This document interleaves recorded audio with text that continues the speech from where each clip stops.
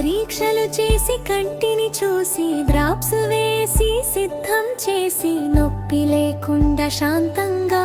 local అనస్థీషియాతోనే కదా చిన్న రంధ్రం కంట్లో చేసి మసక లెన్సుపు బయటకి తీసి ఫాకో మెషిన్తో నెమ్మదిగా పాత ముత్య బిందు తొలగించగా